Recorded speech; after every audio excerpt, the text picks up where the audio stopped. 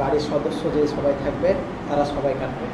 যে চাইবে সে যেন তার চুল ও নখ না কাটে। কিন্তু এটা কি খালি কুরবানি দাতাই কাটবে না, না তার বাড়ির পরিবারের সদস্যরাও কাটবে না? এই মাসলাটাতে ওলামায়ে কেরাম মোটামুটি দুটা ভাগ আছে।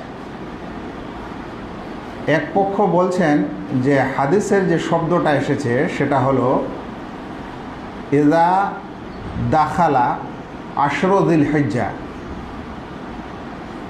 ওয়া ইযা রাআইতুম হিলালা যিল হিজ্জা, ইযা রাআইতুম হিলালা যিল হিজ্জা ওয়া আরাদা আহাদুকুম আন ইউদাহিয়া, যখন জিলহজ মাসের নতুন চাঁদ দেখা দিবে আর তোমাদের কেউ কুরবানি করার ইচ্ছা করবে। কি কথাটা এসছে শব্দটাতে? ও আরাদা আহাদুকুম আন ইউদাহিয়া, আর তোমাদের কেউ কুরবানি করার ইচ্ছা করবে। ফালা ইয়াখুদ মিন শা'রিহি ওয়ালা আযফারিহি, তাহলে সে যেন তার নিজের চুল এবং নখ না কাটে।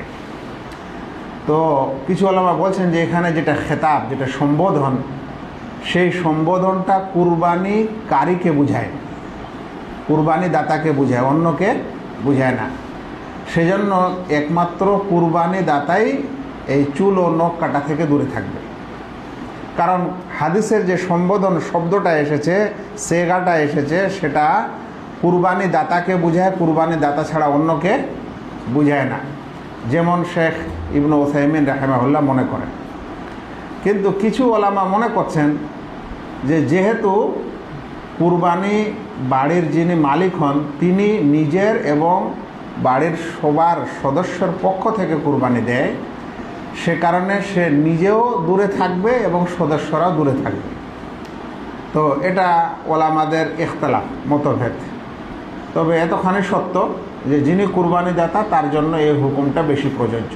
আর যারা কুরবানি দাতা স্বয়ং না, বরং মালিকের আন্ডারে, তারা এই বিধান থেকে